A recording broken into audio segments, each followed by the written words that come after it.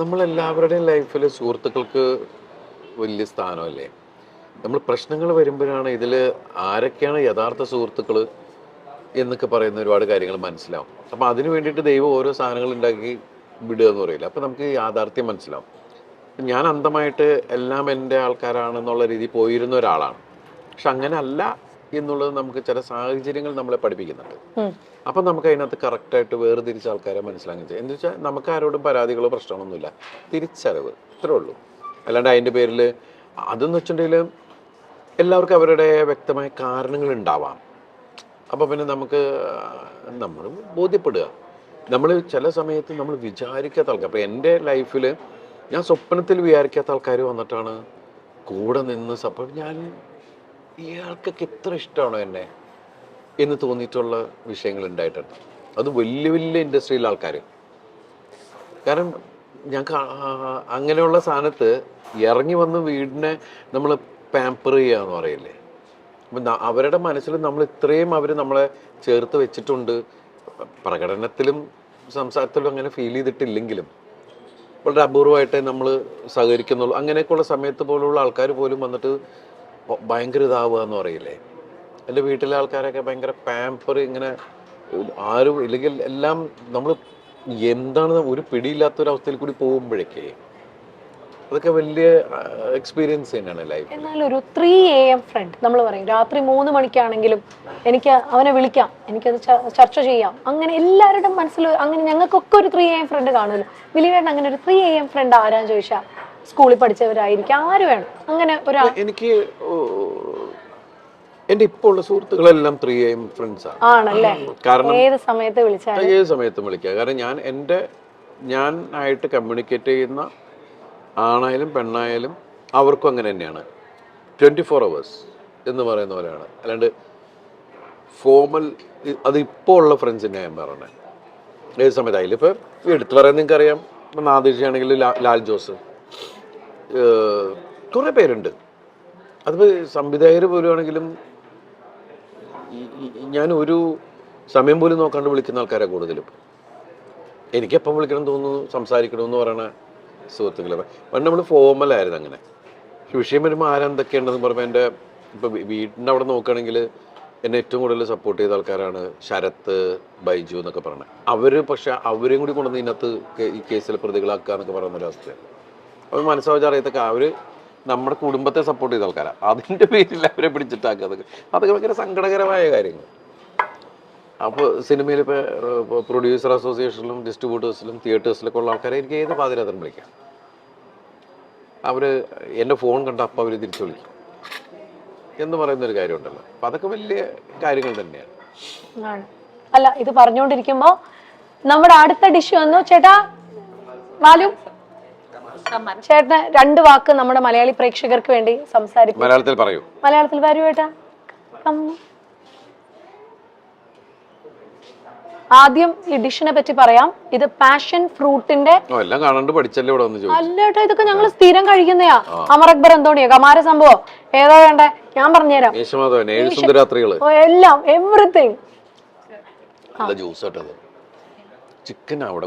ഇത് ചിക്കനാണ്. അതാണ് പഴംപാനിയുണ്ട്, ചിക്കനുണ്ട്. ചിക്കൻ ഒരു ഗ്രില്ല് പോലത്തെ ആട്ടാ.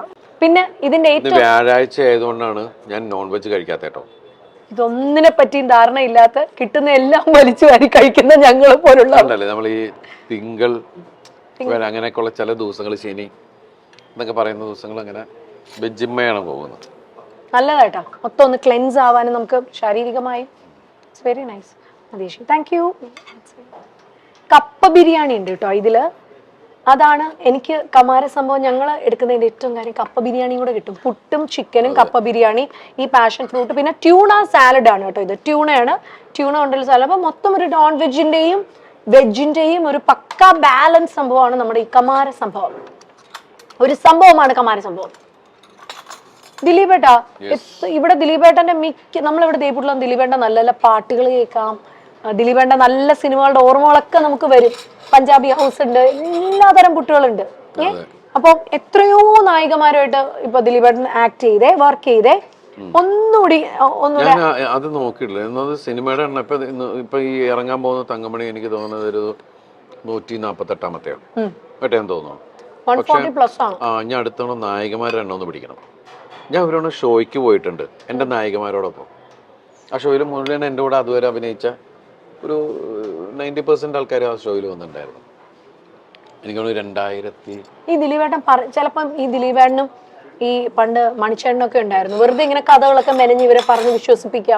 ഏറ്റവും പെട്ടെന്ന് ഈ കൺവിൻസ്ഡ് ആകുന്ന ഒരു നായികാരായിരുന്നു ദിലീപേട്ടൻ. തന്നെ ആണല്ലേ? എല്ലാവരും പറ്റിക്കണ ഒരു, കാരണം എല്ലാ കോർട്ടിസ്റ്റുകളും കളിയാക്കുക. അതാണ് സലീമൊക്കെ പറഞ്ഞത്. സലീമ എല്ലാവരുമായിട്ട് ഭയങ്കര അറ്റാച്ച്ഡ് ആയിട്ടുള്ള ഒരു ഹീറോയിനാണ് കാവ്യ. അവളെല്ലാവരും ഇങ്ങനെ ഓരോന്ന് പറഞ്ഞു അവൾ വിശ്വസിക്കുകയും ചെയ്യും.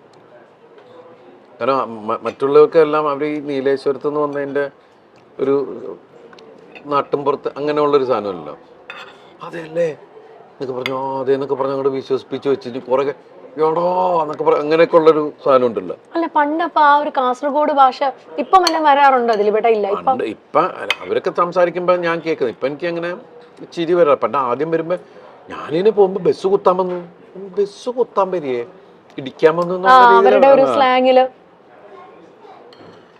പക്ഷെ ഇന്നിപ്പോ മലയാള സിനിമയിൽ ശരിക്കും പറഞ്ഞാൽ ആ ഭാഷ എല്ലാവരും ഇഷ്ടപ്പെടുന്ന, എല്ലാവർക്കും എത്ര പടങ്ങളും അതിന്റെ പേരിൽ ഹിറ്റായിട്ട് നമ്മൾ കാണാൻ പോയിട്ടില്ലേ? രസമല്ലേ അത് കേൾക്കാൻ? ഭാഷ നല്ല ഭാഷ, നല്ല രസമാണ്. കേൾക്കാത്ത പ്രയോഗങ്ങളും അത് അവർ കാസർഗോഡ് ഭാഷ അല്ല അവിടുത്തെ ആൾക്കാരൊക്കെ കൂടി അങ്ങോട്ടും ഇങ്ങോട്ട് സംസാരിക്കണ കേൾക്കണം. അപ്പോഴാണ് നമുക്ക് ഏറ്റവും കൂടുതൽ ഇത് വരുള്ളൂ. മാറി നിൽക്കുമ്പോൾ ഭയങ്കര ചിരി വരും. എന്നുവെച്ചാൽ ഒരു ഭയങ്കര ലാളിത്വം, ഒരു നർമ്മം ഉണ്ട് ആ ഭാഷയ്ക്ക്. തമാശക്കൊക്കെ വേറെ ലെവലാ. നമുക്ക് എങ്ങനെ അത് ഇന്റർപ്രറ്റ് ചെയ്യാം? ഇവരുടെ ചില വാക്കുകൾ. വീടിന്റെ കാര്യം പറഞ്ഞപ്പോട്ടാ, നമുക്കിവിടെ കൊച്ചിയിൽ ഇവിടെ ബെയ്റ്റ് ഹോംസ് 4 എന്ന് പറഞ്ഞിട്ട് ഒരു ഗ്രൂപ്പ് ഉണ്ട്. ഇപ്പൊ ബെയ്റ്റ് ഹോംസ് 4 എന്നാണ് അവരുടെ പേര്. അവർ 50%, അതായത് ഇപ്പൊ ഏതൊരാളുടെ സ്വപ്നമാണ് വീടെന്ന് പറയുന്നത് ദിലീപേട്ട. അപ്പൊ അവർക്ക് മുഴുവൻ കാശ് വേണ്ട, കയ്യിൽ ഒരു 50% കാശ് ഉണ്ടെങ്കിൽ അവർ വീട് പണിത് കൊടുക്കും. അതാണ് അവരുടെ കൺസെപ്റ്റ്. ബാക്കി ഈ പറഞ്ഞ തവണ വ്യവസ്ഥകളായിട്ട് അടച്ചുകൊണ്ടിരുന്നാൽ മതി കേട്ടോ. അടയ്ക്കണം 50 തവണത്തെ ഇതായിട്ട്. പിന്നെ പലിശ 10,000 സ്ക്വയർ ഫീറ്റ് വീട് പണിയുന്നുണ്ട്, അപ്പൊ അവർ ഇട്ടോളൂ പകുതി കാശ് കേട്ടോ. പിന്നെ അടയ്ക്കേണ്ടി വരും, സബ്സിഡി വരും. പക്ഷെ അവര് 20% പലിശയിൽ സബ്സിഡിയും തരും. പിന്നെ ഇപ്പൊ ദിലീപേട്ടൻ ദൂരത്താണ്, നമ്മളെല്ലാവരും തിരക്കിലാണെങ്കിൽ സൈറ്റിൽ ഇവർ ക്യാമറയൊക്കെ വെച്ചിട്ടുണ്ട്. അപ്പൊ അതിൽ വഴി നോക്കിയാൽ മതി. ഇന്നത്തെ ഞങ്ങളുടെ ഈ ഷോയുടെ മേജർ ക്ലയന്റ് കൂടിയാണ് കേട്ടോ അവര്, ബെയ്റ്റ് ഹോംസ്.